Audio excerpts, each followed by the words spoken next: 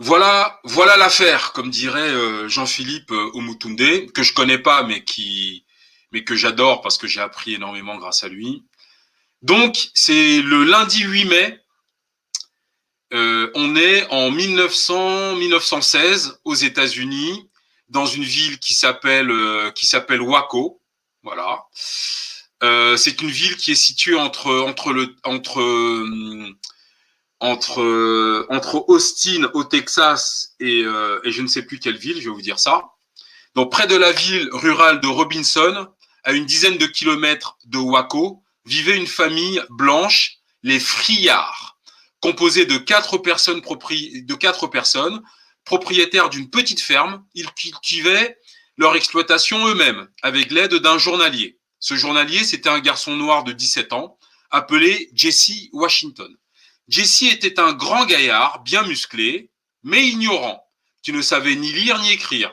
Il semblait renfrogné, de nature peut-être mentalement déficient, peut-être, et de caractère fort et hardi. On raconte que le samedi précédent le crime, il s'était battu avec un voisin blanc et que l'homme avait menacé de le tuer. Le lundi 8 mai, tandis que M. Friard, son fils de 14 ans et sa fille de 23 ans, sarclaient un champ de coton de leur exploitation, le jeune homme, Jesse, labourait avec ses mules et plantait des semences de coton. Près de la maison, où Madame Friard se trouvait seule, il se rendit dans la maison pour s'approvisionner en graines de coton. Tout en lui donnant des semences qu'elle prélevait dans le sac qu'elle tenait, Madame Friard le réprimanda pour avoir battu les mules. Il la frappa avec un marteau de forge, elle tomba à terre et, comme il l'avoua plus tard, il l'assaillit de façon criminelle avant de la tuer avec le marteau. En gros, l'assaillir de façon criminelle, c'est qu'il la viola. Le jeune homme retourna ensuite dans le champ, termina son travail et rentra dans la case où il habitait avec son père, sa mère et plusieurs frères et sœurs. Lorsque la femme assassinée fut découverte, les soupçons se tournèrent vers Jesse Washington, que l'on trouva assis dans son jardin en train de tailler un bâton. Il fut arrêté et immédiatement amené à la prison de Waco. Mardi, une foule se rendit à la prison. Des gens s'y rendirent dans une trentaine d'automobiles qui contenaient autant de personnes qu'il était possible d'y mettre. Il n'y avait aucun bruit, pas de coups de klaxon, les feux des voitures n'étaient pas allumés au maximum. Certains étaient même éteints. Tous étaient des habitants de Robinson. Ils cherchaient le jeune homme, mais ne purent le trouver car il avait été emmené dans un comté voisin où le shérif avait obtenu ses aveux. Une autre foule se rendit dans ce comté pour se saisir du jeune homme, mais il fut de nouveau déplacé et emmené à Dallas. Finalement, les habitants de Robinson promirent de ne pas le lyncher si les autorités agissaient prestement et si le garçon renonçait à ses droits. Ah, je continue la lecture. Sincèrement, ce truc-là m'a retourné la tête. Je ne vous cache pas, j'ai passé un sale dimanche après-midi avec cette histoire. De seconds aveux, où le jeune homme renonçait à ses droits légaux, furent obtenus à la prison de Dallas. Le grand jury l'inculpa le jeudi et il fut convenu que le procès aurait lieu le lundi 15 mai. Le dimanche soir, à minuit, Jesse Washington fut conduit de Dallas à Waco et caché dans le bureau du juge. Alors, Waco, c'est une ville qui se situe entre Dallas et Austin. Voilà, c'est Dallas que je cherchais. Il n'y avait pas le moindre doute qu'il serait jugé et pendu le lendemain si la justice suivait son cours. S'il existait des doutes sur sa culpabilité, ils étaient fort minces.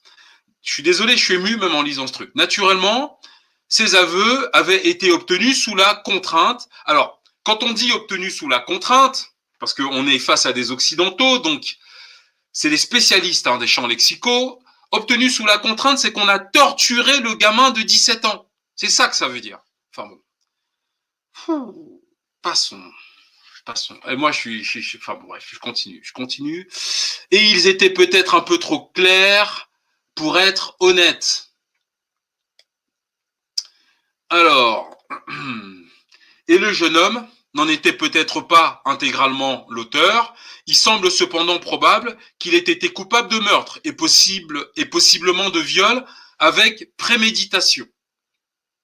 En gros, on vous explique que le mec est un peu demeuré, hein, on n'est pas sûr, mais il semblerait que, et en même temps, un mec un peu demeuré est capable d'avoir prémédité un tel acte. Bon, passons. La politique à Waco. La rumeur court que les nécessités de la politique à Waco exigeaient un lynchage. On va voir d'où vient d'ailleurs ce mot lynchage. Voici ce que dit notre enquêtrice. Ils ramenèrent le jeune homme à Waco parce que, en fait, ce jeune homme a été, enfin, vous voyez la photo, et ensuite il y a eu une enquête, mais après qu'on l'ait cramé. L'enquête arrive après qu'on l'ait brûlé, parce qu'il fallait satisfaire les besoins meurtrières voilà. Bon, je vais pas dire le mot. Ils ramenèrent le jeune homme à Waco parce qu'un lynchage aurait eu une utilité politique pour les représentants du comté qui se présentent à des fonctions électives. Et bien sûr, le shérif de Waco, lui, il a les élections dans 6 mois. Il a besoin de montrer à la population que c'est un mec ferme, que c'est un mec fort. En plus, bingo, lui tombe du ciel un nègre de 17 ans qui est soupçonné de meurtre et de viol. Chaque homme à qui j'ai parlé a dit, donc c'est l'enquêtrice qui parle, chaque homme à qui j'ai parlé a dit que toute cette affaire était éminemment politique. Tous ceux qui ont pris part au lynchage avaient voté pour le shérif. Le juge a une valeur pour les partisans du shérif parce qu'il nomme 3 membres du jury et que ces membres choisissent le grand jury. Le juge de la cour d'assises de district s'appelle Harry Munro. Il a été nommé par le gouverneur Campbell. C'est un politicien de seconde zone et le produit d'une machine loyale. Il a une réputation de mauvaise moralité et sa pratique au barreau a largement servi des intérêts néfastes. Le shérif du comté S.S. Fleming est candidat à la réélection et il a tiré un profit politique conséquent de ce lynchage. Voilà ce qu'il déclare dans une publicité publiée dans le Seeming Weekly Tribune de Waco. Seeming Weekly Tribune, c'est le journal local. Monsieur Fleming est atteint de philanthropie galopante. Il croit en l'égalité des hommes. Il ne montre dans l'exercice quotidien de son autorité rien de l'arrogance héraldique et de la pompe du pouvoir. Bon, héraldique, je ne vois pas ce que ça veut dire.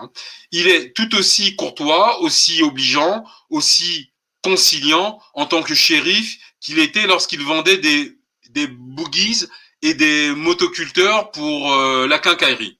Il présente à l'approbation des électeurs les résultats qu'il a obtenus avec l'aide de son équipe d'excellents adjoints.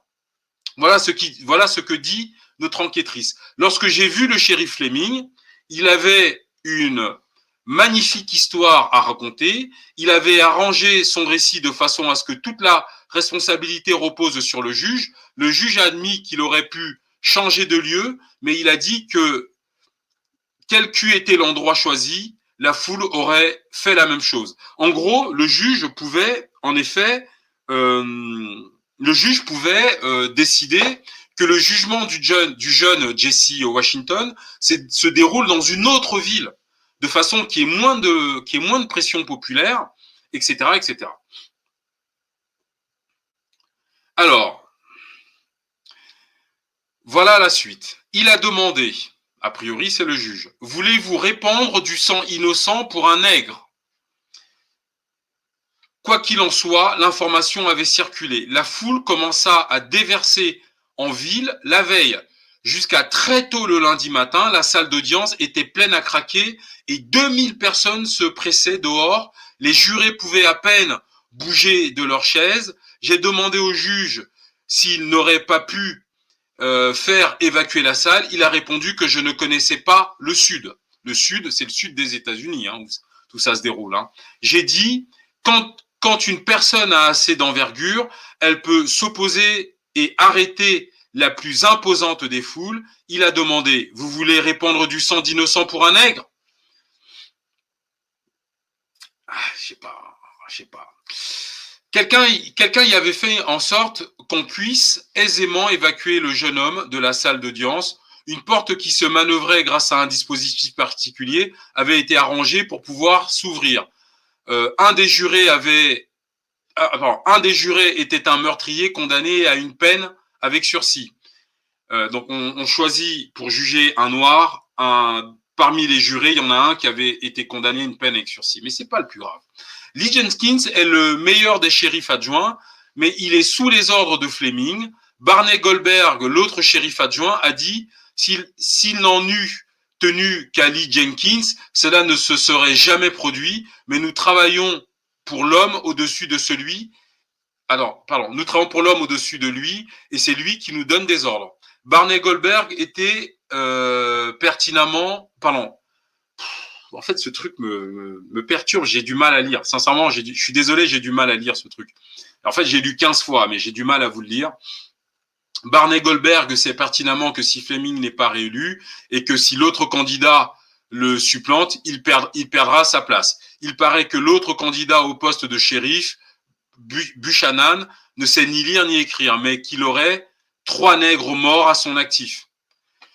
Bon, en gros, si vous voulez, on est dans une petite ville des États-Unis et les mœurs de ce truc de merde, c'est que plus tu as de noirs morts à ton actif, plus tu as de chances d'être élu shérif, en fait. Enfin, je sais pas si vous vous rendez compte du truc, hein. Donc, on demanda au jeune homme Jesse Washington s'il pensait que la foule venue pour le chercher. Alors, on demanda au jeune homme Jesse Washington ce qu'il pensait de la foule venue pour le chercher. Il répondit, ils ont promis de ne pas le faire si je leur disais tout. Ils ont promis de ne pas le faire si je leur disais tout. En fait, quand Jesse Washington dit qu'ils ont promis de ne pas le faire, c'est de le lyncher, hein. Il semblait ne pas s'en soucier et être totalement indifférent. Le procès fut expédié à la hâte dans le Semi-Weekly Tribune, qui est donc le journal local de la ville maudite de Waco, du 17 mai. On peut lire, le jury est revenu dans la salle d'audience à 11h22 et a rendu son verdict. Bon, 11h22, en fait, ils ont délibéré 4 minutes sur le sort du gamin. J'ai vu ça sur une autre source. Nous, le jury, reconnaissant l'accusé coupable de meurtre, comme il est précisé dans l'acte d'accusation, et le condamnant à la peine de mort. Déclarons signé par W.B. Brazelton, président du jury. Est-ce votre verdict, messieurs? A demandé le juge Monroe. Ils ont répondu oui. Le juge Monroe se mit à écrire dans le registre de la cour. Il écrivit 15 mai 1916, verdict du jury coupable. Et pendant qu'il rédigeait, la salle d'audience devint soudain silencieuse. Il y eut un moment d'hésitation, mais qui ne dura pas. Soudain, un homme, plus grand que les autres, commença à parler au-dessus de la foule. Fred Kingsbury, qui se tenait à côté du juge Monroe, dit « Ils viennent le chercher ». Et lorsque le juge leva les yeux, il vit le public se précipiter en avant. La salle d'audience peut accueillir 500 personnes, mais les juges avaient permis que 1500 personnes s'y entassent. Alors, notre enquêtrice poursuit. Le sténographe m'a raconté qu'il y avait eu une pause pendant toute une minute. Il a dit que la foule se rassemblait autour de lui et qu'il savait très bien ce qu'il allait se passer. Il s'est donc faufilé par la porte située derrière le shérif avec ses dossiers et le shérif Fleming s'est lui aussi glissé dehors. Fleming revendique que la seule chose qu'il avait été exigée de lui en termes de sécurité du jeune homme avait été de le faire venir jusqu'au tribunal. Un grand type au fond de la salle d'audience se mit à crier « Attrapez le nègre !» Barney Goldberg, un des adjoints du shérif, m'a dit qu'il ignorait que Fleming avait glissé l'ordre de les laisser attraper le noir et qu'il avait sorti son revolver. Après coup, il a fait jurer sous serment à ses amis qui n'étaient pas présents. Fleming dit qu'il a fait prêter serment à 50 adjoints. Je lui ai demandé où ils étaient. Il a demandé « Vous voudriez protéger le nègre ?» Le juge n'a pas fait la moindre tentative pour arrêter la foule alors qu'il avait des armes à feu dans son bureau. Bref, moi, j'arrive pas à lire ce truc. Alors, on va passer au chapitre 4, le bûcher. Donc, avant de passer au chapitre 4, le bûcher, je vais saluer Kouf Diomon et des Gemini. Je suis désolé, les gars, je reviens à la lecture de ce truc abominable.